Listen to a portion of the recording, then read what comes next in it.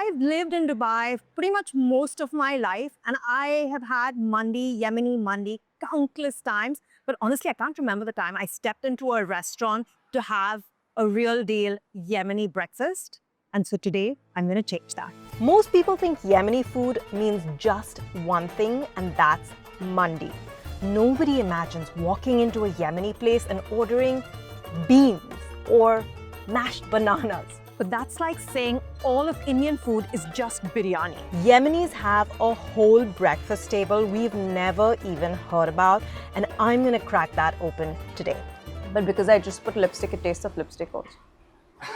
Totally off topic, but I feel like it has to be said. There's so many times I've walked into Yemeni restaurants across Dubai and they always give you soup for free at the start. And sometimes it feels like a bit of an afterthought because you know they've got broth left behind after they've cooked all of the meats, but they don't really put in an extra initiative and are really making it special.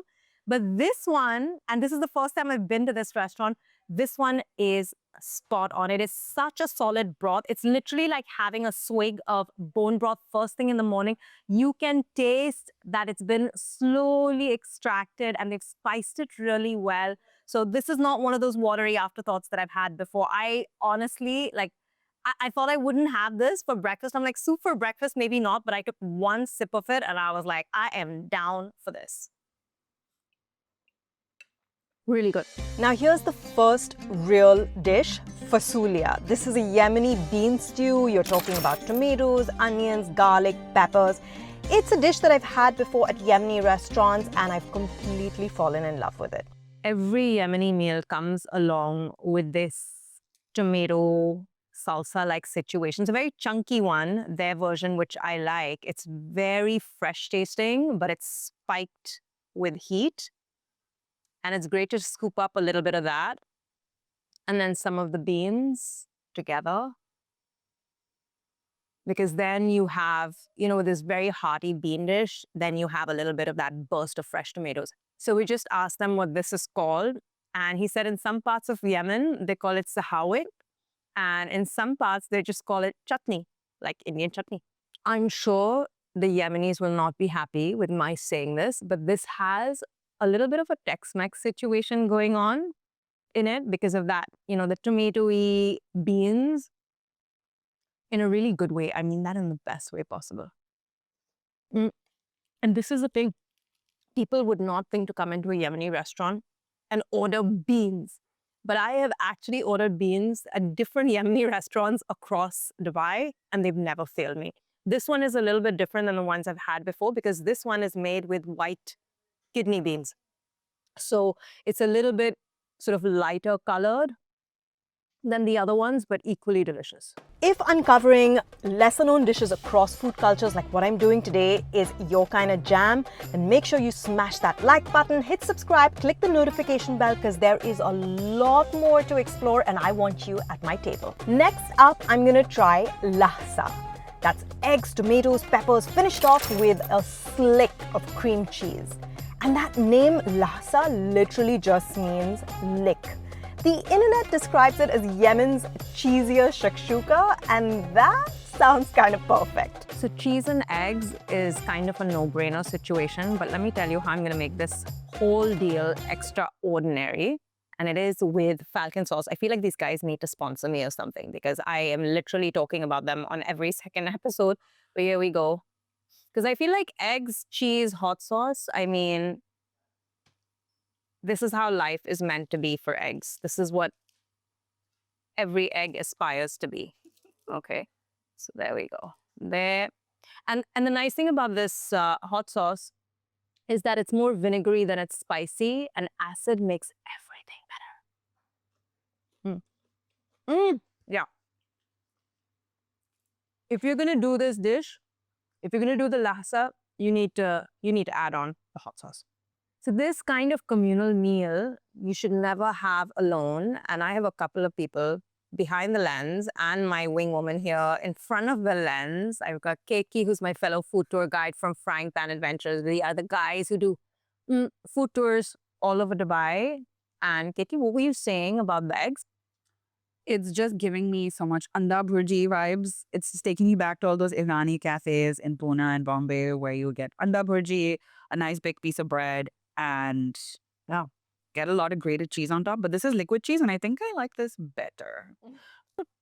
Check this out. This is honestly one of those breads that not enough people know about. It's a Yemeni bread called Mulawah. If you're familiar with paratha, it's kind of like that, except this is made in a tandoori oven and it's a layered bread. But what happens is because it's made in that tandoori oven, it's not as soft as a paratha and you have to eat it pretty quickly. Otherwise, it does become a little bit crackery by the end. But just look at the size of it. Like bigger than two dinner plates probably. Now we're talking about fahsa. That's shredded beef cooked down in a bubbling broth that's typically served in a stone pot, and it is one of my all-time favorite Yemeni dishes. I'd pick this over mandi any day. So this has the feels of like the juiciest brisket that you can have. It's just like all of the meat has been literally pulled apart. So it's just very thin shreds of meat that's just dunked. It's like soaking in this really juicy, meaty broth. And it's the kind of thing that you have to eat right away, even though it's bubbling hot. You have to eat it right away because as it sits in this stone pot, what's going to happen is the juice will start slowly evaporating and it'll get absorbed more and more by the shreds of meat. And so you won't have it as juicy as it started out with. This one is kibda. That's liver sautéed with onions and peppers. It's usually something you either love or you politely ignore. But it needs that. Okay. No.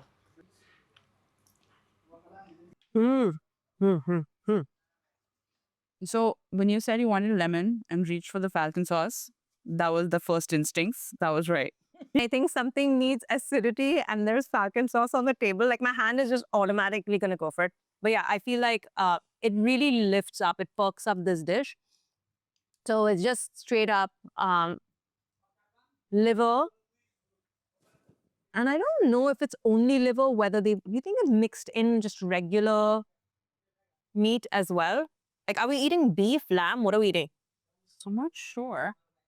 I get that liver is not everyone's first choice on a menu, but I feel if you are going to eat it, the best time to eat it is for breakfast because it's one of those things that sits heavy and then you have the whole day to work it off. I've never tried this one before and it's really interesting because you can see that there are some of those chewy, undercooked layers and then at the bottom, you've got these more crispy, fully cooked layers.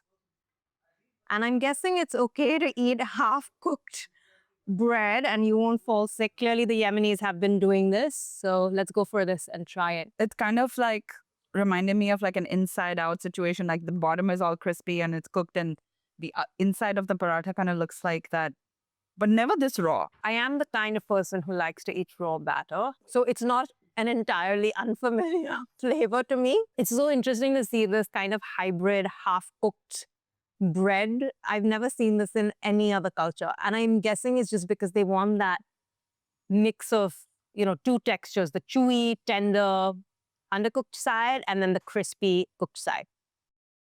And this guy is masoob. It's mashed bananas, bread, cream, honey, nuts. It's just a very humble Yemeni-style bread pudding. This is not one of those super nuanced desserts, but it definitely has breakfast vibes. It reminds me of like doodh mohs, which you have growing up in India or in Indian families where you have mashed bananas in milk.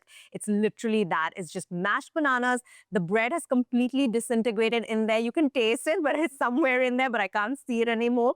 And then on the top, you have this thick layer of cream, probably the cream that you get from the can, and then a whole layer of nuts and honey on the top. So it's simple, it's rich, it's creamy, it's fruity, it's nutty. And it's gonna fuel you up for the entire day. This is what I love about a place like Dubai. You can literally wake up and ask a question like, what do Yemenis eat for breakfast? And the answer is there. In some alley, somewhere, someone's probably serving it up. If you're still hungry, let's do something completely different.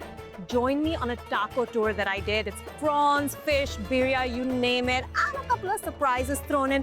Just tap the screen and I will see you there. Let's keep exploring the way we love, which is forks down, sleeves up.